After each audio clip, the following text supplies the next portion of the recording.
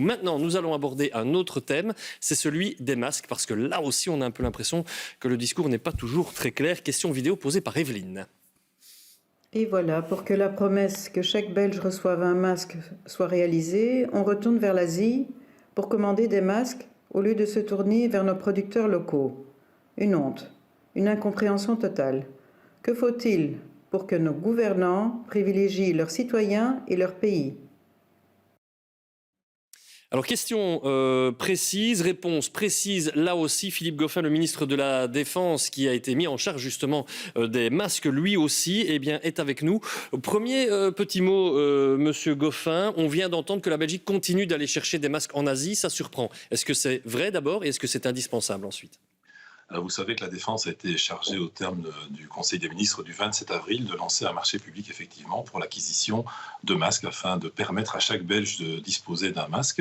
Je rappelle aussi que cette intervention du fédéral vient en support, en appui d'autres démarches qui ont déjà été menées, notamment par les communes, et de nombreuses communes ont déjà permis à leurs habitants de disposer d'un masque. Alors oui, la Défense a été chargée, je le disais donc le 27 avril dernier, de lancer un marché public avec des règles évidemment liées au marché public, et j'entends madame qui dit que on a privilégié l'Asie à la Belgique. Ce n'est évidemment pas le cas en termes d'appels. Et on a reçu plus de 50 propositions émanant de sociétés belges, européennes évidemment aussi.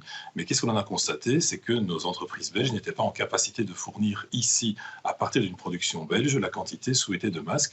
On a privilégié le côté rapide de la démarche pour permettre à nos citoyens de disposer le plus vite possible de masques de qualité. Je rappelle que la norme de qualité des filtres et des masques, deux choses différentes, mais j'y reviendrai peut-être tout à l'heure, a été fixée seulement fin du mois d'avril pour permettre d'avoir une qualité suffisante pour que ce soit un des moyens de protection dans le cadre de la lutte contre ce virus. Et donc, des sociétés belges ont été consultées, mais malheureusement, de par le tissu industriel actuel, qu'on peut peut-être revoir, redéfinir pour le futur évidemment, elles n'étaient pas en capacité de produire des quantités suffisantes pour protéger nos citoyens dans un délai raisonnable. On a bien compris donc le délai, l'importance aussi de faire appel à celles et ceux qui sont prêts, mais on dirait qu'il y a une nouvelle histoire belge qui s'est installée là-dedans et je voulais là aussi qu'on puisse démêler le vrai du faux. On nous dit que la Belgique a commandé via votre intermédiaire donc des masques en tissu et que Koen Gaines s'occupait des filtres à glisser dans ces masques. On dit qu'en ce qui vous concerne, c'est fait, c'est trouvé, vous avez ce qu'il faut, que Koen Gaines a lui aussi trouvé, tout va bien, sauf que les filtres ne rentrent pas dans les masques, c'est vrai ? Alors le but, ce n'était pas que les filtres rentrent dans les masques, et de nouveau, c'est bien que vous me posez la question pour faire la clarté et la transparence sur l'opération qui est la nôtre.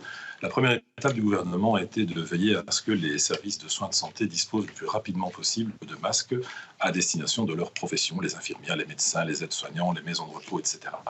La deuxième catégorie, sur base des initiatives prises notamment par les communes, je le disais, était de faire en sorte que des masques fabriqués par des bonnes volontés, par des personnes qui voulaient aider, soient effectivement au rendez-vous de la sécurité, d'où l'idée de permettre, avec des filtres en ajout, de faire en sorte donc que ces masques soient beaucoup plus protecteurs. Et donc les filtres qui ont été commandés par le gouvernement fédéral, sous la houlette de Koen Gaines, vont pouvoir venir en renfort des filtres, des masques qui ont été faits de manière, je dirais, artisanale par des bonnes volontés dans de nombreuses communes. Troisième catégorie, et c'est les masques que la Défense donc est en cours de commande pour le moment, ce sont des masques que je vais qualifier d'autonomes, qui n'ont donc pas besoin de filtres supplémentaires, et donc il n'y a pas d'histoire belge, il n'y a pas de difficulté, il n'y a pas d'oubli, simplement on est dans des schémas différents.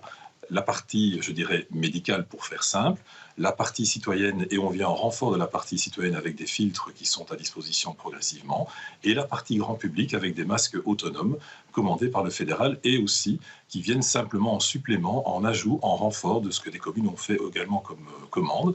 Parfois des masques que je vais appeler artisanaux via les bonnes volontés locales, mais aussi parfois par des marchés que ces communes ont également lancés, soit des marchés groupés, soit des marchés individuels. Et donc ces distributions, elles ont commencé dans certaines communes et elles vont se poursuivre. On a reçu beaucoup de messages aussi de gens qui nous disaient oui, mais je vois qu'à côté on a distribué les masques, pas encore chez moi.